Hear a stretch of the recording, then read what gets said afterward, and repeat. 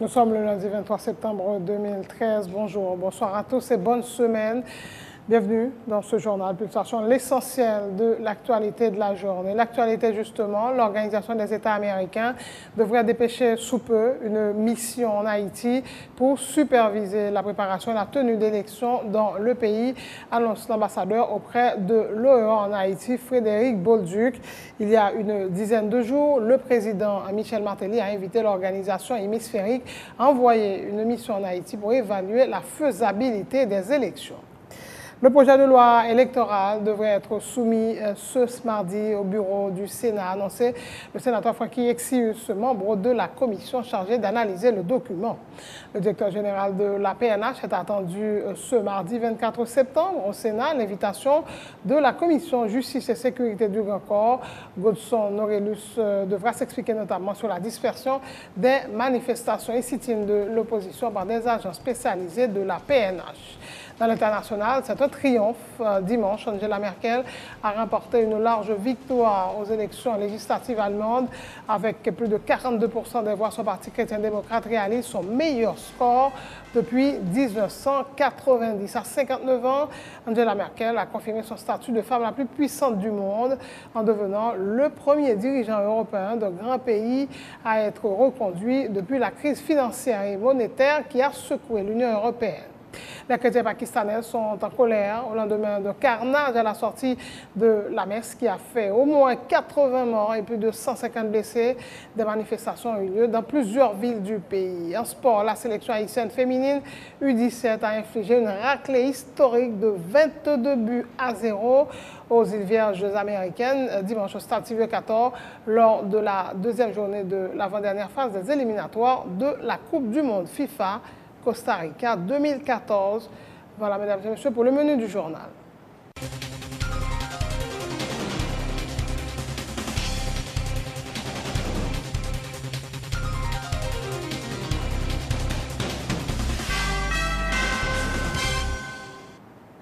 En couverture de ce journal, l'Organisation des États américains devrait dépêcher sous peu une mission en Haïti pour superviser la préparation et la tenue d'élections dans le pays.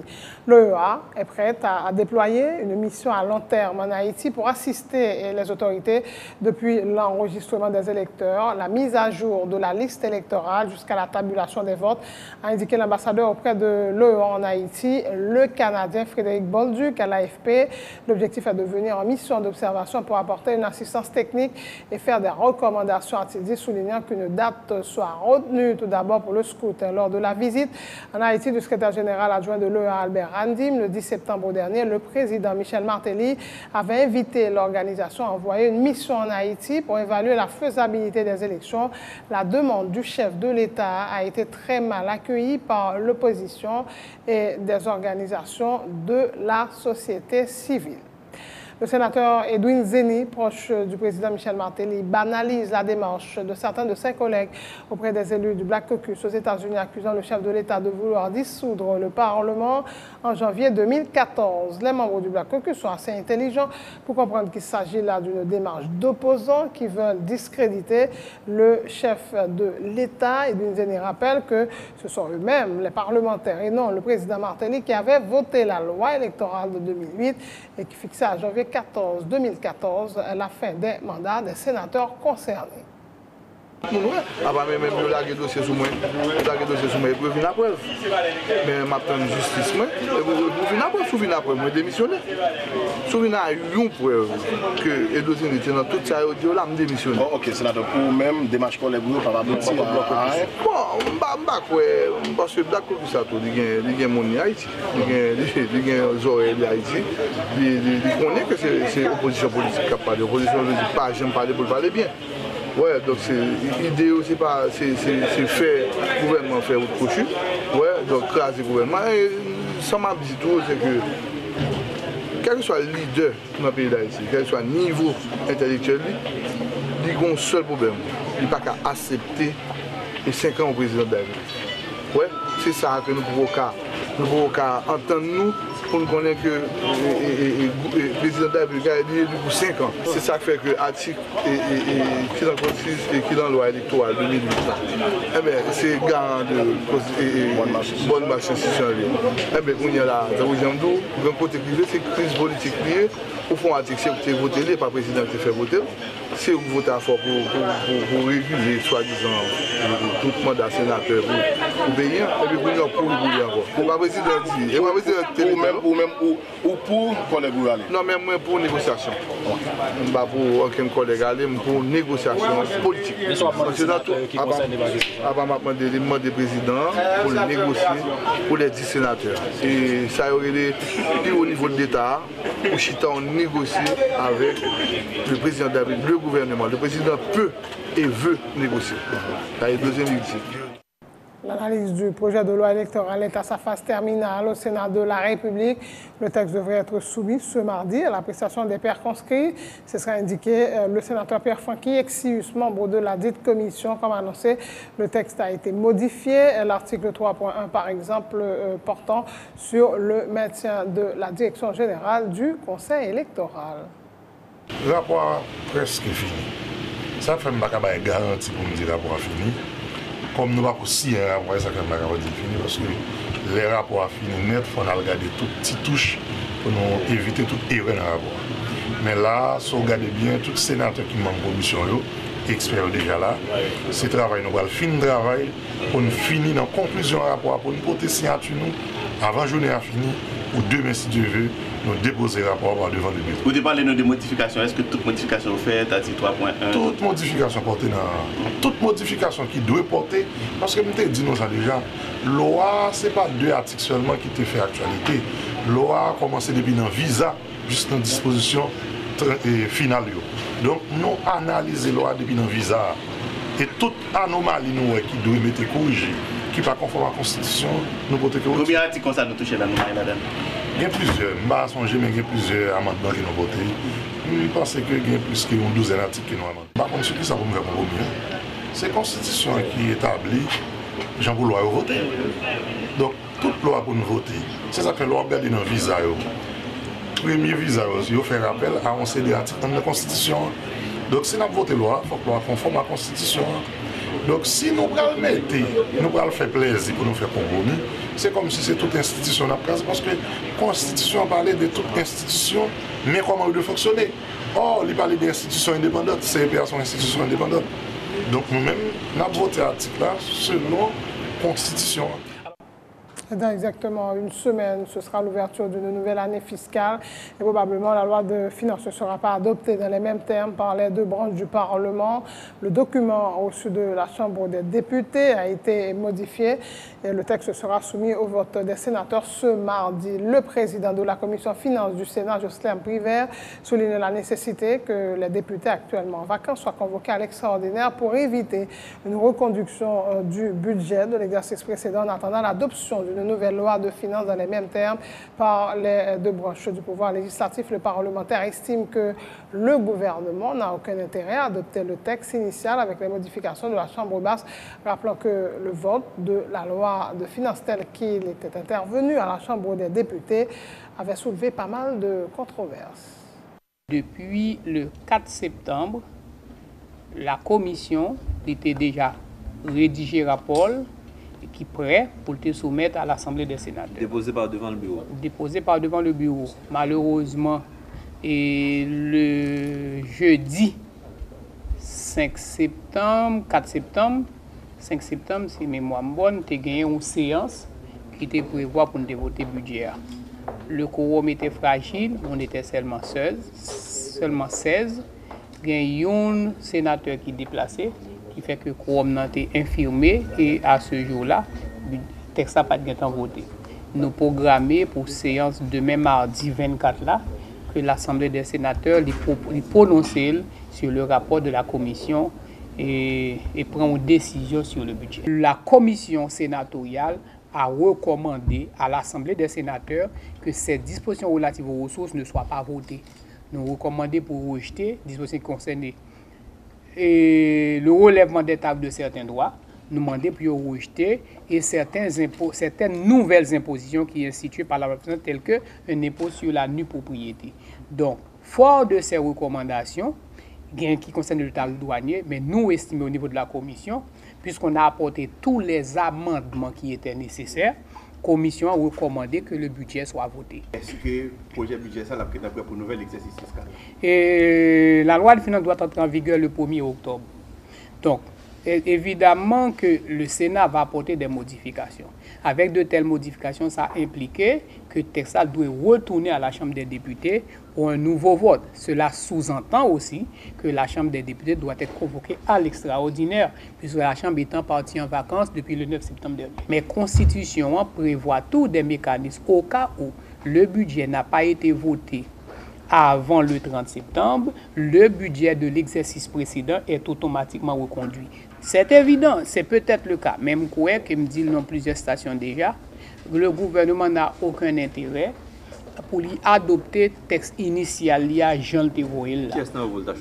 Le texte initial déposé par le gouvernement, tout le monde entendait qu'il y a quantité de réserves que ni parlementaires ni l'opinion publique gagnent sur lui. Or, je répété tout le temps que la loi de finances sur le budget, ce n'est pas un document qui concerne uniquement le Parlement et l'exécutif, ça concerne toute la société. Donc, autant que le Parlement est tenu de prendre en compte les revendications de la société, les préoccupations, les attentes de tous les secteurs de la société au moment de l'examen de l'année du vote du budget, autant que le gouvernement vient pour prendre en compte de toutes ces préoccupations. Les autorités haïtiennes ont lancé samedi dernier dans la commune de Carrefour un nouveau programme baptisé Gouvernement La Caillou, le gouvernement est chez vous. La cérémonie s'était déroulée en présence du président Michel Martelly et du Premier ministre Laurent Lamotte. Et lors de la présentation du dit programme, ce lundi à la primature, le ministre de l'Intérieur, David Basile, a indiqué que le gouvernement La Caillou vise à permettre à l'équipe en place d'être plus proche de la population.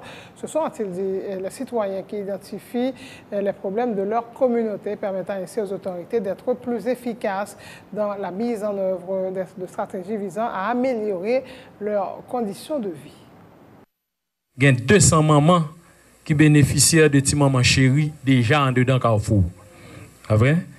Et pour 8 l'école qui dans le programme, il y a 60 000 paniers solidarité qui distribués dans Carrefour. Il y a 3600 bons solidarité de 1000 gouttes. Il y a panier solidarité, il y a bon solidarité. Bon solidarité, c'est 1000 gouttes. C'est vrai? Et il y a coré mon handicapé, il y a 300 handicapés dans Carrefour qui bénéficient de coré handicapé. Maintenant, dans le niveau éducation, lui-même. Alors là, nous avons parlé de FAES. Qui ça FAES gagne actuellement dans Carrefour Cap Marché? Dans le programme éducation, Sugo, il y a 21 164 élèves, pas vrai, pour 58 écoles non publiques et 14 écoles publiques. 58 écoles non publiques, 14 écoles publiques bénéficient de Sugoa, soit 21 164 élèves en dedans Carrefour. Année ça, nous proposons pour nous mettre 4000 timoun encore l'école dans le programme. OK? Et nous gagnons reconstruction école Damoclès Vieux et école nationale de Gressier. Nous avons fait réhabilitation l'école Carius Lérisson. École République centrafricaine. Nous avons précision donc en tant que journaliste ou gain droit à vérifier si l'école ça est effectivement en construction ou bien l'école ça est en réparation. Nous avons une construction en cours, lycée national de Gressier. Autre point de l'actualité, le directeur général de la PNH est attendu ce mardi 24 septembre au Sénat à l'invitation de la Commission Justice et Sécurité du Grand Corps. Godson Aurelius devrait s'expliquer sur la dispersion des manifestations et sit-in de l'opposition par des agents du CIMO et de l'UDMO, ainsi que le dossier des jeunes revenus de l'Équateur après une formation de 10 mois dans le but de reconstituer les nouvelles forces armées d'Haïti. Francky Exius est le président de la Commission Justice et Sécurité du Sénat. Bon ensemble de recommandations que nous allons faire. Et puis, pas oublier, nous faisons des recommandations. Il faut donc regarder suite après, est-ce que ça nous demande qu'il a respecté. Par exemple, il faut que nous rappelions le directeur général là que la Constitution garantit que tout citoyen doit manifester de façon pacifique. Je dois faire sit-in, c'est une liberté que la Constitution 87 là-bas et c'est doit la police pour l'accompagner. Ça m'a fait dernier temps situation les frères Floristal qui au pénitencier national nous connaissent des bastonnades dans le moment où tu as arrêté. Bon, comme son sujet pour aborder dans la question d'intérêt général, nous allons tout sujet qui est important avec le directeur général là, ça qui concerne le comportement de la police par rapport à la population, hein, nous allons aborder tout sujet. Il y a des critiques qui veulent faire quoi la police à Soud pour la politiser, est-ce que vous remarquez ça? Mais c'est pour ça que nous convoquons, c'est ça que fait nous, et comportement, et CIMO, et comportement, et UDMO, dans le cadre de manifestation 11 septembre et 13 septembre devant le ministère de la Justice, c'est dans l'optique ça que fait nous convoquer des BNH, parce que nous ne voulons pas la police là vient politiser, parce que Marion Dessol a fait un pile effort. Elle était en tête police en 2005 et nous croyons que nous allons encourager M. Godson pour continuer dans le même effort Marion Dessol là pour que les police là pour ne pas entrer dans la question politique. Sans transition, ouverture demain mardi à l'Université Notre-Dame d'Haïti à Port-au-Prince d'un symposium de 2 jours sur l'infection au VIH et les maladies tropicales négligeables. Selon le docteur Jean-Hugues Henris, doyen de la faculté de médecine de l'UNDH, ce symposium s'inscrit dans le cadre d'une formation postgraduée ouverte à l'ensemble de la communauté universitaire. Il fait remarquer que la plupart des maladies tropicales négligées entraînent une immunodéficience, ce qui complique le cas du patient séropositif, d'où la nécessité de pouvoir les identifier. Au niveau de la faculté de médecine, depuis quelques années, depuis 2009 pour être plus précis, nous avons initié notre programme de formation postgraduée. Et la formation postgraduée pour les médecins, c'est la formation après le cycle initial de médecine, qui dans le cadre de l'Université Notre-Dame et de sa faculté de médecine est un cycle de 7 ans. Nous avons initié un programme de formation postgraduée qui, je le signale tout de suite également, est ouvert aussi bien aux diplômés de Notre-Dame qu'à l'ensemble de la communauté universitaire haïtienne. Ça veut dire que nos programmes sont ouverts à tous les médecins diplômés et licenciés en Haïti. Et nous avons donc avec l'Université du Maryland à Baltimore un programme de formation postgraduée en maladies infectieuses. Et dans le cadre de ce programme, il nous arrive périodiquement à des cours internationaux et c'est dans ce cadre-là que s'organise le symposium international sur l'infection au VIH et les maladies tropicales négligées qui démarre demain matin à 9h pile à notre auditorium de la faculté. Le lien entre l'infection au VIH et ces maladies, c'est que la plupart des maladies tropicales négligées entraînent également une immunodéficience. Ça veut dire que ces maladies, lorsque quelqu'un en souffre, eh bien, cette personne va développer une baisse de l'immunité. Ça veut dire que ses défenses seront moins fortes. Et bien évidemment, quand quelqu'un est en état d'immunodéficience, qu'est-ce qui arrive? C'est que cette personne est beaucoup plus vulnérable à un certain nombre de maladies. Et vous voyez bien le cercle vicieux. Vous avez quelqu'un qui présente une maladie et tropicale négligée, qui va entraîner une baisse de son immunité. Ça rend cette personne plus vulnérable à d'autres maladies. Et lorsqu'il y a une co-infection, ça veut dire la personne a l'infection au VIH plus une maladie tropicale négligée, la situation devient un peu plus compliquée. La fin de ce journal, le rappel des titres. L'Organisation des États américains devra dépêcher sous peu une mission en Haïti pour superviser la préparation et la tenue d'élections dans le pays, annonce l'ambassadeur auprès de l'OEA en Haïti, Frédéric Bolduc. Il y a une dizaine de jours, le président Michel Martelly a invité l'organisation à envoyer une mission en Haïti pour évaluer la faisabilité des élections. Le projet de loi électoral devrait être soumis ce samedi au bureau du Sénat, a annoncé le sénateur Franky Exius, membre de la commission chargée d'analyser le document. Le directeur général de la PNH est attendu ce mardi 24 septembre au Sénat. L'invitation de la commission Justice et Sécurité du Grand Corps, Godson Aurelius, devra s'expliquer notamment sur la dispersion des manifestations et sit-in de l'opposition par des agents spécialisés de la PNH. Dans l'international, c'est un triomphe dimanche. Angela Merkel a remporté une large victoire aux élections législatives allemandes. Avec plus de 42% des voix, son parti chrétien-démocrate réalise son meilleur score depuis 1990. À 59 ans, Angela Merkel a confirmé son statut de femme la plus puissante du monde en devenant le premier dirigeant européen de grand pays à être reconduit depuis la crise financière et monétaire qui a secoué l'Union européenne. Les chrétiens pakistanais sont en colère au lendemain d'un carnage à la sortie de la messe qui a fait au moins 80 morts et plus de 150 blessés. Des manifestations ont eu lieu dans plusieurs villes du pays. La sélection haïtienne féminine U17 a infligé une raclée historique de 22-0 aux îles Vierges américaines dimanche au Stade Sylvio 14 lors de la deuxième journée de l'avant-dernière phase des éliminatoires de la Coupe du Monde FIFA Costa Rica 2014. Merci de votre attention. Bonne suite de programme sur Télé Pluriel et bonne semaine.